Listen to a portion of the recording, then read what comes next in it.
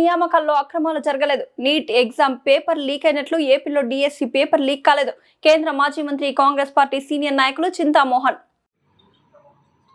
మొదటిది దేశ పరిస్థితులు,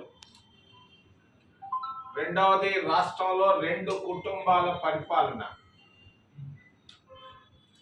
మూడవది కాపులు కాంగ్రెస్ పార్టీ, చివర్లో డిఎస్సి.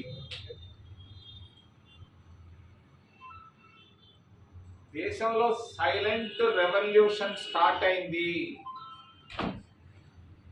భారతదేశంలో ప్రశాంతంగా ఉన్నటువంటి భారతదేశంలో సైలెంట్ రెవల్యూషన్ మొదలైంది. నిరుద్యోగుల్లో విపరీతమైన అసంతృప్తి కనిపిస్తా ఉంది. మొత్తం భారతదేశం అంతా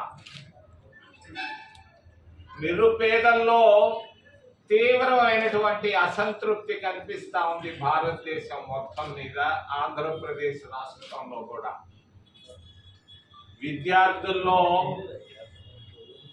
అసంతృప్తి, ఆవేదన చాలా స్పష్టంగా కనిపిస్తా ఉన్నాయి.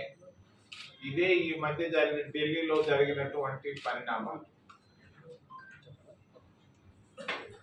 దేశంలో ఎంతో మంది పెద్ద గొప్ప గొప్ప నాయకులు దేశానికి త్యాగాలు చేశారు, ప్రాణాలు ఇచ్చారు, గొప్ప అభివృద్ధిని తీసుకొచ్చారు.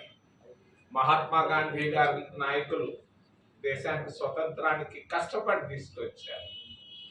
జవహర్లాల్ నెహ్రూ లాంటి ప్రధానమంత్రులు, ఇందిరాగాంధీ లాంటి ప్రధానమంత్రులు, మన్మోహన్ సింగ్ లాంటి ప్రధానమంత్రులు దేశానికి ఎంతో అభివృద్ధికి పాటుపడ్డారు.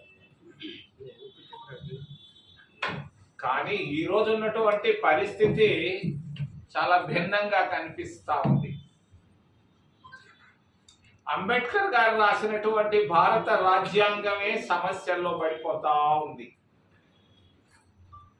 అంబేద్కర్ గారు స్వతంత్రం వచ్చిన తర్వాత కాంగ్రెస్ పార్టీ ఆలోచన విధానం ప్రకారంగా భారత రాజ్యాంగాన్ని రాయడం జరిగింది. భారత రాజ్యాంగ స్ఫూర్తి సామాజిక న్యాయం, మరొకటి ఆర్థిక న్యాయం, మూడవది రాజకీయ న్యాయం. ఈరోజు భారతదేశంలో సామాజిక అన్యాయం జరుగుతూ ఉంది.